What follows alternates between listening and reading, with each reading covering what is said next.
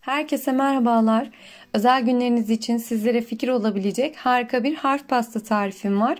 Oğlumun doğum günü için hazırladığım bu pastayı video haline getirerek sizlerin de hem beğenisine sunmak hem de fikirlerinizi almak istedim ve faydalanmanızı da istedim. Hemen tarife geçmek istiyorum.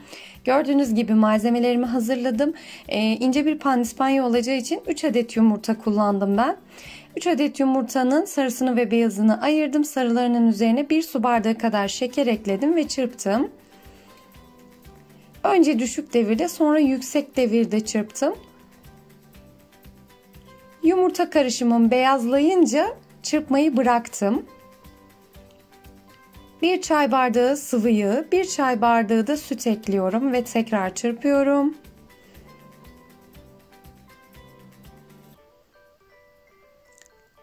İnce bir pandispanya olduğu için 3 adet yumurta yeterli olduğu söylediğim gibi. Zaten 3 adet pandispanyadan yapıyorum. 1 su bardağı kadar un ekledim. 3 yemek kaşığı kakao ve 1 adet vanilin ekliyorum. Ve tekrar çırpıyorum.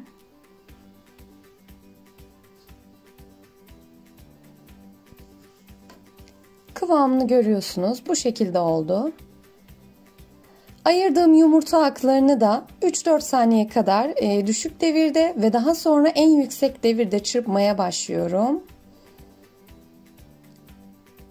Bu aşamayı ben biraz hızlandırdım tabii ki ama çok uzun bir süre çırpmayı hiç bırakmadım. Yaklaşık 4-5 dakika kadar köpük köpük olabilmesi için bekledim.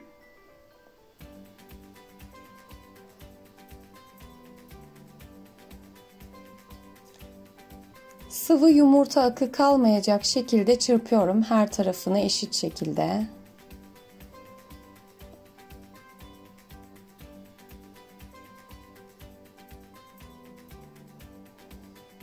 Evet, istediğim kıvama geldi. Gördüğünüz gibi hiç akma yapmıyor.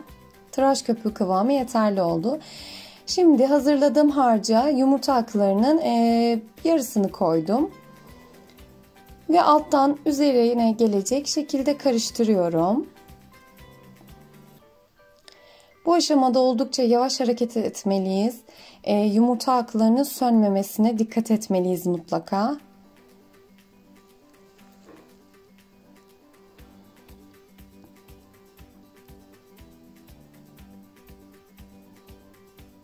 Kalan yarısını da ekledim ve tekrar karıştırıyorum.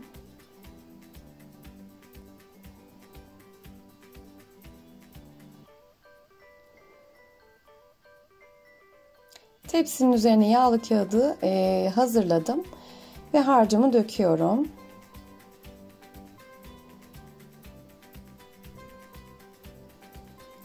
Spatula ile her tarafına eşit miktarda dağıtıyorum harcı.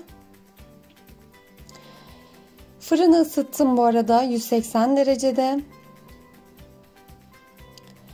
İnce bir pandispanya hamuru olduğu için çok kısa sürede pişecektir. Çok dikkatli pişirmekte fayda var. 180 derece fırına gönderiyorum. Ve tabii ki söylediğim gibi hemen pişti. Ve ben onlar pişerken diğer pandispanya harçlarını da çırptım. Videoda sıkıcı hale gelmesin diye onları çekmedim ama 3 pandispanyayı da aynı bu ölçülerdeki malzemeden yaptım. Soğutma teline pişen pandispanyayı aldım ve yağlı kağıdı üzerinden çıkardım. Soğumaya bıraktım. Diğer harcı da tekrar tepsiye alıp yine önceden ısıttığım 180 derece fırına veriyorum. Bu şekilde 3 adet pandispanya pişirdim. Toplamda 200 gram benmari usulü bitter ve sütlü çikolata erittim. Üzerine 1 paket tatlılarda ve yemeklerde kullanılabilen bir krema ekledim. Ve yine sade fırında kreması ekliyorum üzerine. Ve tamamen iç içe geçene kadar çırpıyorum. Bu krema pastalara gerçekten çok yakışıyor. Çok lezzetli bir krema oluyor. Mutlaka denemenizi tavsiye ediyorum. Her pastaya uyumlu oluyor bu arada.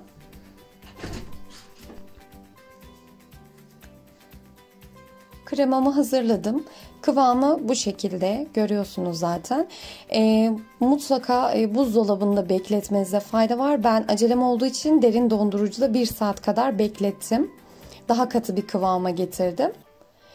Şimdi dış kremasını hazırlıyorum. Krem şantisini 3 poşet krem şantiye 2,5 su bardağı sütle çırpıyorum. Biraz katı kıvam olmasını istiyorum. O yüzden üzerindeki miktar kadar hazırlamadım.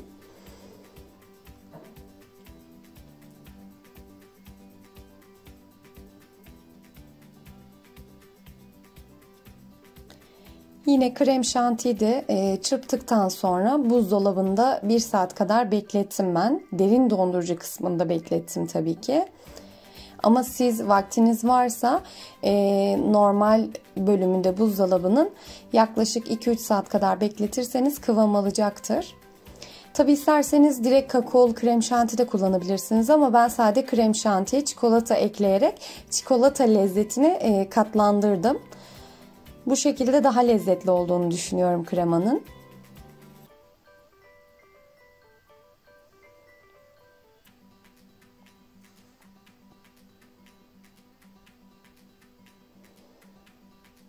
Evet, şimdi pandispanyalarım da soğuduğu için harf kesimine geçiyorum.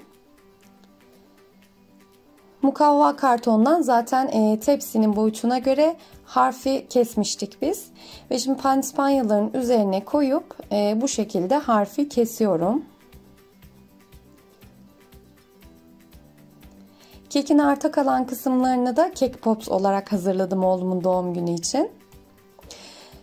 Tabii siz kalan parçaları üzerine bir kat daha olarak çıkabilirsiniz ama ben 3 kat yeterli olacağını düşündüğüm için Cake Pops hazırladım. Harfi kestim ve süt ile ıslatıyorum. İç kremasını da bir sıkma torbasına almıştım. Bu şekilde sıkıyorum ve spatula ile düzelteceğim.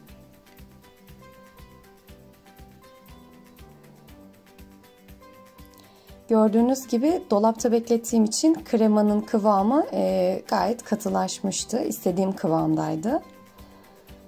Spatula ile her tarafına eşitliyorum.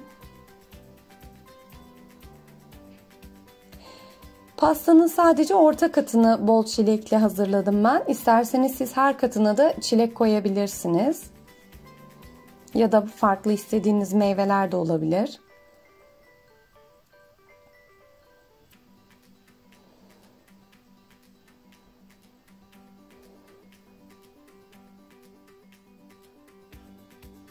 Evet, kremayı eşitledikten sonra ikinci katı koyuyorum. Yine bol sütle ıslatıyorum.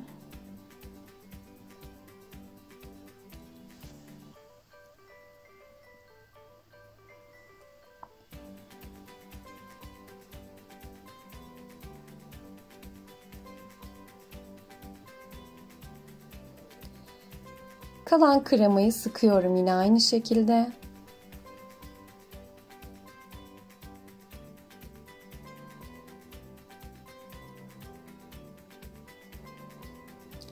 Harf pasta görüntü olarak çok güzel ve çok albenili bir pasta olarak duruyor gerçekten.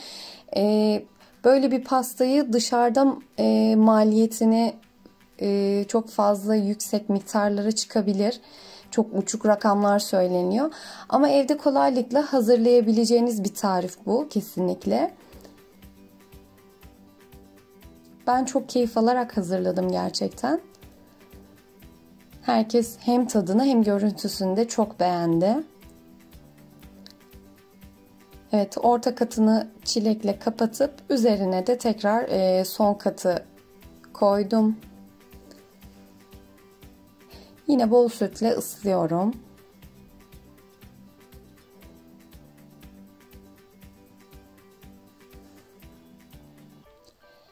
Çok az kalan kremam vardı. Üzerine sıktım onu tekrardan ve spatula ile tat verebilmesi için tekrar yayıyorum kenarlarına. Pastayı bu şekilde dolapta yarım saat kadar bekletirseniz çok daha iyi olur. Dediğim gibi benim acelem olduğu için ben dış kremasını sıkmaya başladım ama kesinlikle birbirine girmedi. Bundan emin olabilirsiniz. Zaten göreceksiniz birazdan da. Sıkarken de spatula ile düzeltirken de hiçbir problem yaşamadım.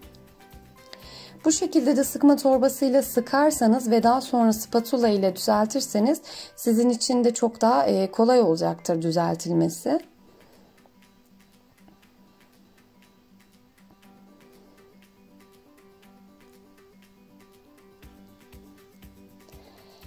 Bu hazırladığım harf pasta tarifinde de gördüğünüz gibi kenarlarını kapatıyorum. Normal bir pasta havası veriyorum. Ama eğer siz daha klasik standart bir harf pasta tarifi ararsanız yine YouTube kanalımda, sayfamda açık bir şekilde olan harf pasta videom tarifim var. Onu izleyebilirsiniz isterseniz. Bu ondan biraz daha farklı olsun istediğim için bunu kapatarak hazırladım. Gördüğünüz gibi kremayı her tarafını eşitçe dağıttım ve spatula ile düzeltiyorum. Pastanın dış kenarlarından benmari usulü çikolata akıtacağım için de çok fazla ince detaya girmedim. Çok özen göstermedim. Her tarafını eşitledikten sonra pastayı en az 1 saat dolapta dinlendirdim ki kreması tamamen katılaşsın ve erittiğim çikolatada sıkıntı olmasın diye. Evet, gördüğünüz gibi toparlıyorum şu anda artık. Bu arada pastanın boyutu büyük oldu. 20-25 kişilik kadar bir pasta oldu bu. Siz daha küçük bir pasta isterseniz de tek pandispanyayı da bölebilirsiniz. Ya da 2 pandispanyadan da hazırlayabilirsiniz.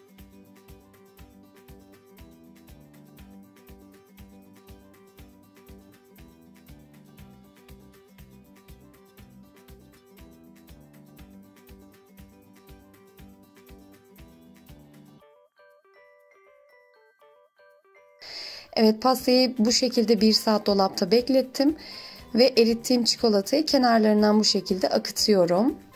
İsterseniz beyaz çikolata da akıtabilirsiniz. Zevkinize, damak tadınıza bağlı.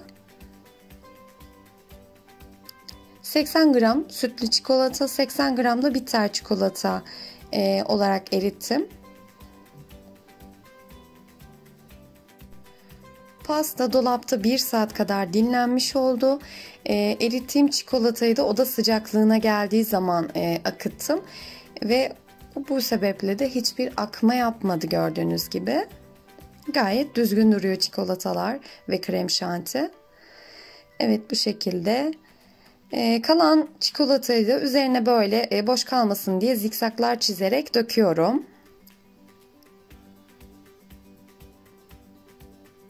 Ben görüntüsünün bu şekilde olmasını istedim. Siz isterseniz tamamen çikolatayla da kaplayabilirsiniz.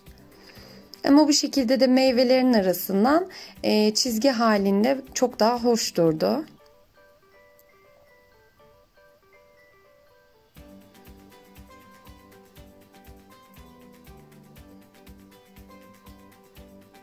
Şimdi süsleme için üzerine çilek ve çikolatalar kullanacağım ben. Doğradığım, dilimlediğim çilekleri bu şekilde gelişigüzel koyuyorum.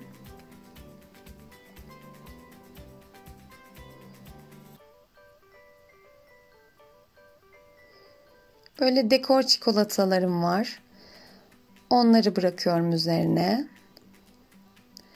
Bu Hindistan cevizli toplar var. Onlar da çok güzeldi. Daha önceden hazırladığım çilekli çikolatalar vardı. Beyaz çikolataya batırıp üzerine sütlü çikolatayla çizikler atmıştım. Onları koyuyorum. Hazırladığım Hindistan cevizi topları da ortadan 2'ye bölüp yine dekor halinde koydum. Ve son olarak üzerlerine de böyle pul pembe çikolatalarım vardı. Onlardan koyuyorum.